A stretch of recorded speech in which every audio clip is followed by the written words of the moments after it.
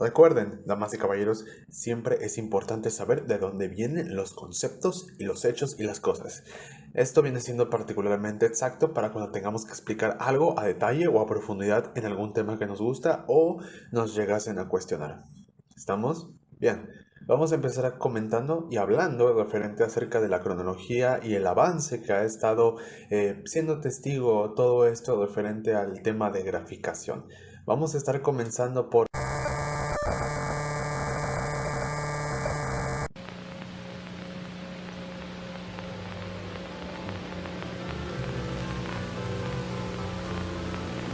la computadora Whirlwind fue llevada a cabo en el Instituto Tecnológico de Massachusetts. Fue el primer dispositivo en tiempo real en emitir mediante una pantalla de video. Para colocar las cosas en perspectiva, fue el primer dispositivo que nos resultó un reemplazo electrónico para máquinas mecánicas más antiguas. Un sistema de computadoras centrales y equipos de red interconectados que coordina datos de múltiples ubicaciones de radar y los procesa para crear una imagen unificada de una gran área del espacio aéreo. Desde finales de la década de 1950 hasta la década de 1980, SAGE dirigió y gestionó la respuesta de NORAD a posibles ataques de aéreos soviéticos. Russell escribió el juego en el PDP-1, una de las primeras minicomputadoras interactivas de Digital Equipment Corporation, que usaba una pantalla de estilo CRT y entrada de teclado. Nunca se había comercializado nada parecido. Esta computadora fue un regalo del DEC al MIT, y se esperó que el equipo del MIT realizara grandes cosas con ella. Lo que no se sabía es que esto inspiraría a empresas como Atari a entrar de lleno en esta rama del entretenimiento, en aquel entonces recién descubierta. Los años 70 consideraron la introducción de los gráficos por computadora en el mundo de la televisión. Computer Game Corporation, CIC, desarrolló sistemas complejos de la dotación física y de softwares tales como Animarch, Scanimate y Caesar. Este libro, publicado por Universidad Johns Hopkins, se puede obtener que resulta ideal para cursos de introducción y posgrado en gráficos por computadora y diseño asistido por computadora que se imparten en los departamentos de Ingeniería Mecánica, Ingeniería Aeronáutica y Ciencias Mecánicas. Una introducción unificada a las teorías matemáticas básicas de las aplicaciones de gráficos por computadora. A partir de ese momento, la gráfica se hizo presente en la gestión, la medicina, la televisión, la industria del espectáculo, los videojuegos, la industria fílmica y así en todas las disciplinas científicas como las matemáticas, aeronáuticas, mecánicas y otras muchas esferas del conocimiento. Con el lanzamiento del artículo bajo el nombre de 3D Image Simulation, que mediante el uso de trazado de rayos para crear sombras en las imágenes de sólidos mediante la simulación inversa fotográfica, estos llegan a dirigir el haz de luz que pasa a través de cada elemento de la imagen, en la pantalla de la escena para determinar la superficie visible. La superficie que primero corta el rayo es la superficie que veremos visible. Este algoritmo de renderizado no recursivo basado en el Ray Tracing ahora se conoce como Raycasting. Esta película destacó, ya que fue la primera vez en que los gráficos generados por computadora compartían pantalla con actores humanos, generando como atrayendo una ilusión sin precedente, dando un impacto de que el mundo de los dinosaurios era real, cambiando para siempre la relación entre computadoras y el cine. El primer producto en ver la luz fue el conocido AutoCAD, diseñado para funcionar en las plataformas informáticas de la época y que ya permitía, entre muchas otras cosas, crear dibujos técnicos detallados. Otro aspecto para tener en cuenta y que hoy en día se sigue manteniendo es su disponibilidad económica. Destacan las funciones de asociación de funciones de las dimensiones en el dibujo, el editor gráfico de atributos, la definición de bloques y una conversión de capas asociados a la funcionalidad del gestor de normas, orientado hacia Internet. La disciplina originalmente se relacionó mucho a las técnicas de tratamiento de imágenes. Su evolución no puede comprenderse sino con el análisis de su producción digital, tanto dentro del tratamiento estático o dinámico dentro de sus resultados. Bien, estos capítulos de la historia de la graficación no mostrados en esta línea del tiempo no significa que no sean importantes o sean triviales. No lograron hacer el corte final, pero aún así consideramos importante su mención y su consideración para un mayor panorama de eventos sobre esta historia.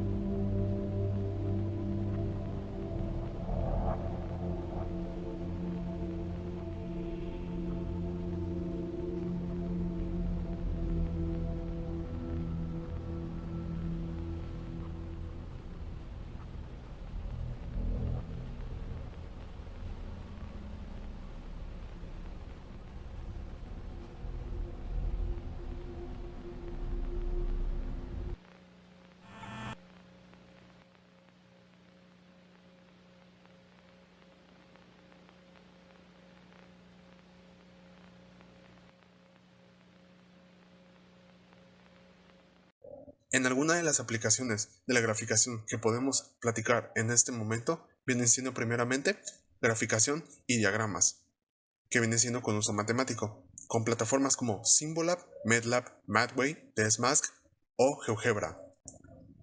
Otros elementos que podemos ir mencionando vienen siendo, por ejemplo, Photoshop Canvas, que viene siendo tanto para diseño como para elementos y representaciones de tipo financiero.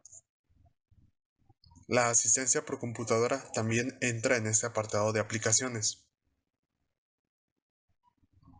En arquitectura e ingeniería llegamos a tener SWCAD y SolidWorks.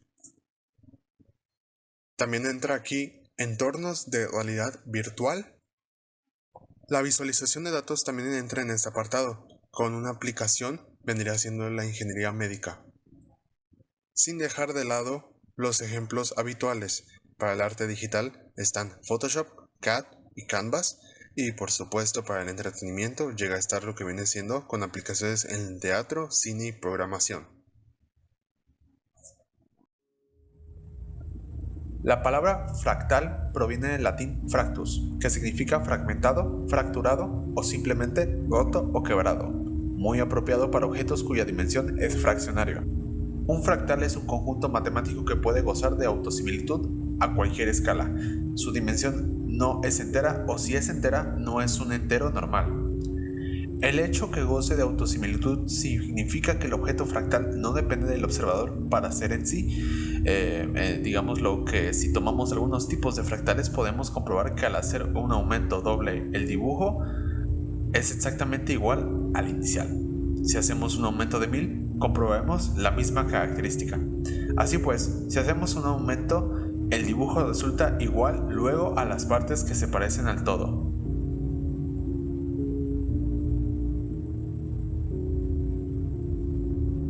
De lo que se puede comentar, existen dos tipos de fractales. Fractales lineales. Aquellos construidos con un cambio en la variación de sus escalas vienen siendo exactamente idénticos en todas sus escalas hasta el infinito. Con lo que si vemos una parte específica muy pequeña de la forma fractal, la veremos similar. Fractales no lineales. Estos son aquellos que se generan a partir de distorsiones complejas o justamente como es indicado por su nombre, usando un término proveniente de la matemática caótica, distorsiones no lineales. La mayoría de estos son puramente matemáticos.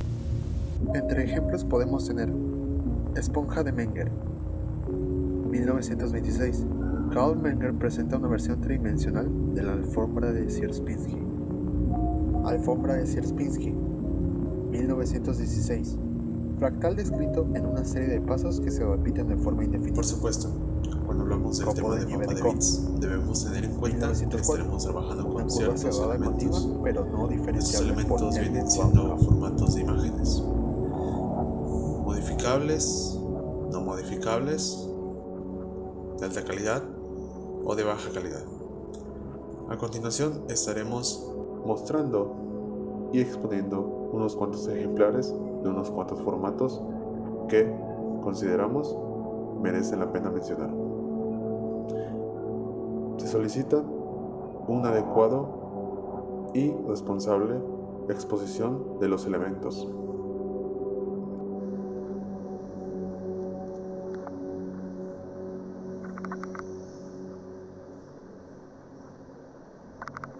Viene de Portable Network Graphics. Es un formato gráfico usado normalmente con compresión de datos sin pérdidas. A continuación, se le expondrá a una muestra.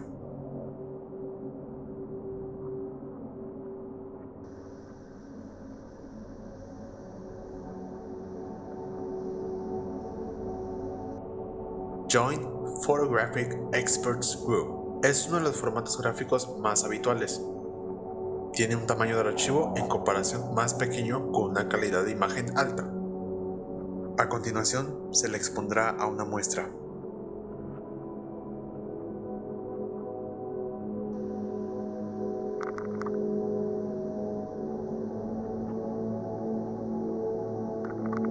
Tagged Image File Format. Formato de imagen de tramas versátil y flexible.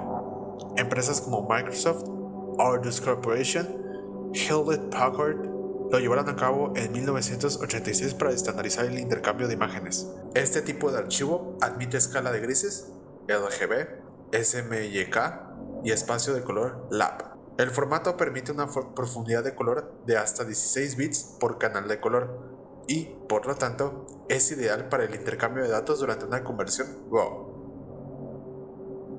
A continuación, se le expondrá a una muestra.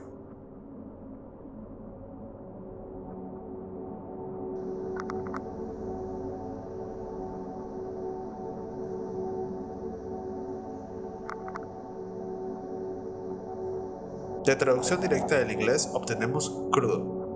Se trata de un formato con el cual conservamos la foto cruda, sin procesar, como si no lo hubiésemos tomado aún. Se conserva de alguna manera la escena dentro de la tarjeta de memoria, y así mantienes la posibilidad de terminar de tomar la foto posteriormente, por ejemplo, en algún ordenador.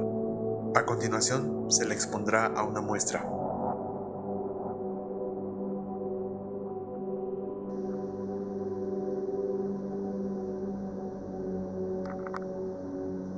Denota el formato y el tipo del archivo Microsoft Icon.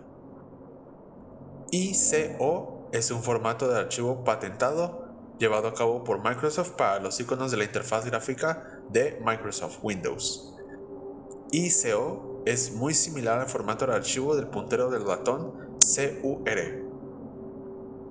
A continuación, se le expondrá a una muestra.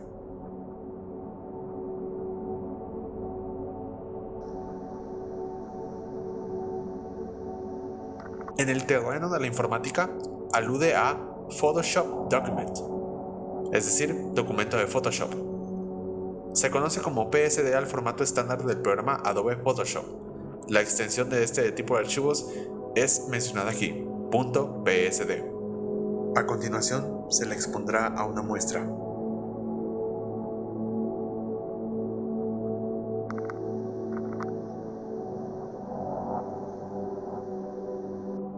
Graphics Interchange Format. Es un formato gráfico para imágenes, animaciones y clips cortos. A continuación, se le expondrá a una muestra.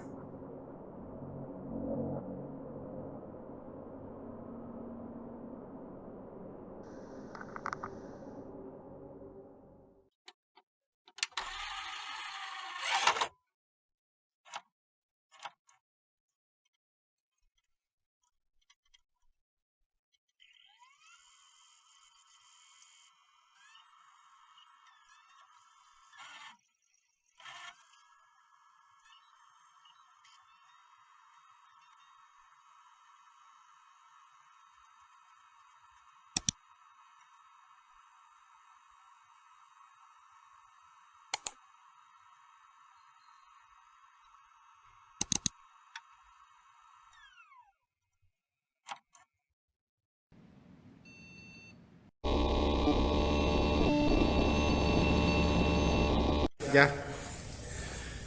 Buenas tardes, compañeros de clase de 5 a 6, clase de graficación. En esta tarde de hoy les estaré explicando lo que viene siendo mapas de bits, o también podemos llamarlo bitmap. Cámara, foca. ¿Eso bien? Perfecto. A las imágenes en mapa de bits se les suele definir por su altura y anchura, que viene siendo en píxeles, y por su profundidad de color, que viene siendo en bits por píxel. Esto determina el número de colores distintos que se pueden almacenar en cada punto individual y, por lo tanto, en gran medida, la calidad del color de la imagen. Bien, esto viene siendo una matriz.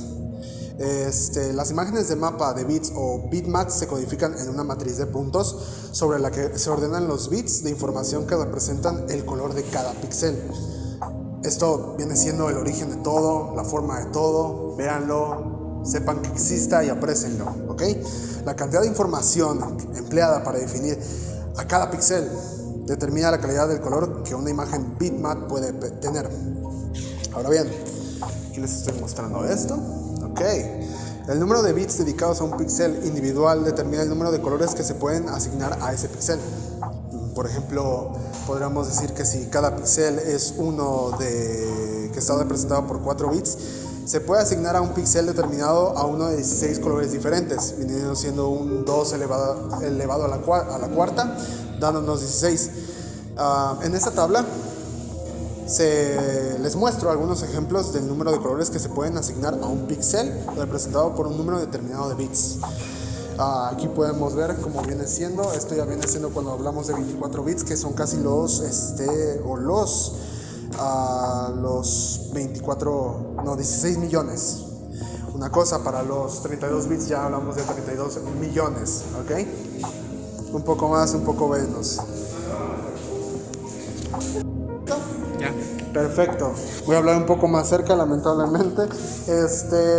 Cuando hablamos ya de 32 bits, por supuesto, ya hablamos de casi 4 billones.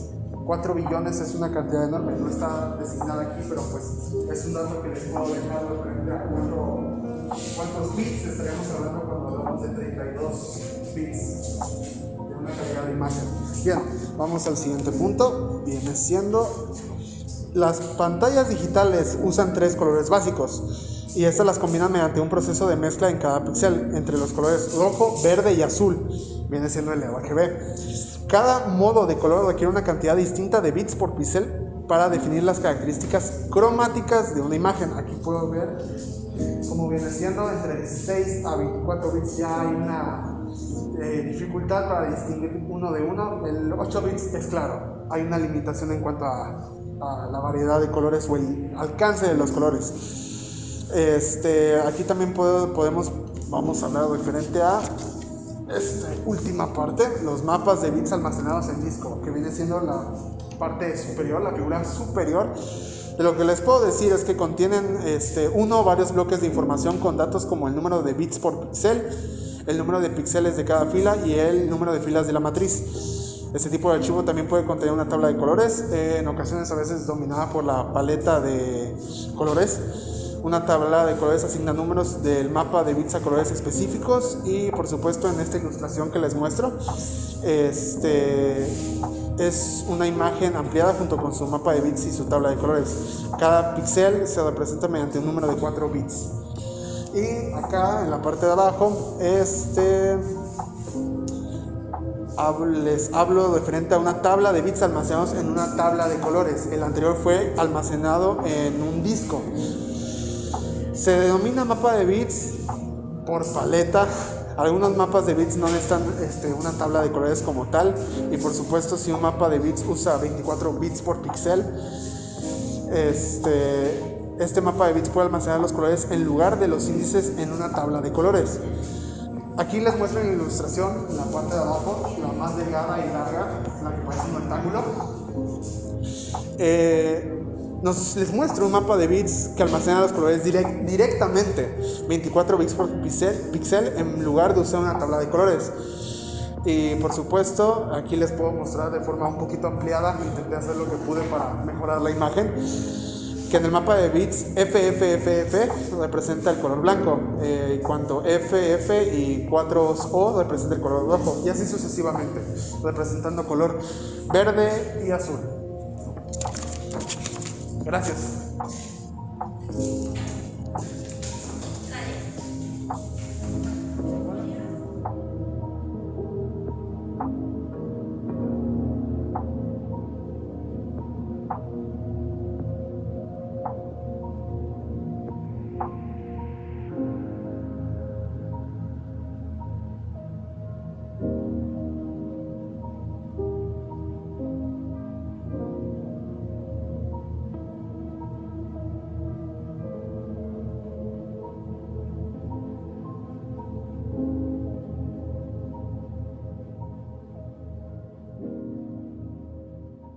Modelo de color RGB. Viene siendo la unión de 3 colores primarios. Estos vienen siendo componentes que logran definir la cantidad de luz que podrá ser asignados en un rango de 0 hasta como límite 255. Esto siendo a que cada color en la escala de color determinado de acuerdo a la imagen, las siglas de estos vienen estando formadas por palabras en inglés: red siendo rojo, green siendo verde y blue siendo azul. Al no tener que representar colores mediante impresiones de tinta, Aquí se puede utilizar fácilmente el aspecto de luz junto a la suma de diferentes luces en la longitud de onda. Estos tres se combinan para conseguir las diferentes combinaciones de colores, con blanco siendo el límite orientado para imágenes y elementos gráficos digitales. Este puede ser visto utilizado en monitores de ordenadores o televisiones o tubos CRT, modelo de color CMYK. Tal vez no seamos muy completos al conocer este modelo de color, a pesar de que puede estar presente como siendo efectivo en más de un solo lugar en donde podemos fijar la vista, ya que este viene siendo un modelo de color sustrativo usado para el área de la impresión. Este formato de color está basado en la sustracción de blanco usado para mezclas de pigmentos. Por supuesto, los elementos que conforman este modelo vienen siendo los siguientes. A continuación vienen siendo cian, magenta, amarillo y negro. El rango de los elementos que pueden captar van desde los valores componentes desde 0 al 100, representado por porcentajes. Entonces, por tanto, cuando se colocan los valores de cada componente de color, siendo CMY es 100, el color resultante sería el negro. En el otro lado del espectro, cuando todos son ceros, no se añade ningún solo color, siendo que quedaría el papel sin alterar, resultando en blanco. Con 32 bits por cada píxel, donde K viene siendo el negro, se involucra por motivos de imprenta, y esta produce resultados más nítidos y resulta mucho más barata que las otras tintas de colores. Este modelo está enfocado y utilizado principalmente para impresiones. Modelo de color HSB y HSL. Una cosa que ha cobrado atención con el tiempo y se ha destacado es que el modelo RGB tiene ciertos detalles chocantes, por no decir demandantes. Nosotros como especies que estamos en cierta búsqueda de lo mejor, esto estaremos aplicándolo también a los modelos de color, no estarán exentos. Por ejemplo, si intentamos tener un color, fuese rojo, verde o azul, ¿cómo podríamos saturarlo? Estos sumados crean blanco. Entonces díganme cómo entonces se calcula el color complementario del color seleccionado que usa X imagen. Ya tenemos un problema. La geometría del RGB resulta estar mal alineada con los atributos de creación reconocidos por el ojo humano. Por eso a finales de los 70 fueron puestos en marcha los modelos HSB y HSL, reorganizando la representación cúbica al colocar los colores de cada matiz en un corte radial, alrededor de un eje central de colores neutros que van desde el negro en la zona inferior, mientras que el blanco se encuentra en la parte superior. En cuanto a los colores saturados de cada matiz, se encuentran en un círculo, en una rueda de color. Básicamente ambos de estos modelos son parámetros. La H, que viene siendo de hue, se refiere a tono. Saturation es saturación y lightness nos indica luminosidad. HSB funciona de manera extremadamente similar, excepto que ahora hablamos de brillos o valores. La última letra B en este caso significa value, en este contexto es valor. Tanto para HSB y HSL, el ángulo que representa el matiz usualmente va definiendo de 0 a 360 grados. La saturación siendo prácticamente yendo de 0 a 1 en diferentes porcentajes, siendo 0 un 0% y 1 un 100%. Por último, pero no menos importante, para el brillo como para valor que aplica, igual que el porcentaje de saturación que ahorita acabamos de platicar, yendo de 0% a 100%. La diferencia clave entre ambos es que el HSB es una selección de color más natural para el ojo humano y que este último mencionado se encuentra de forma radial.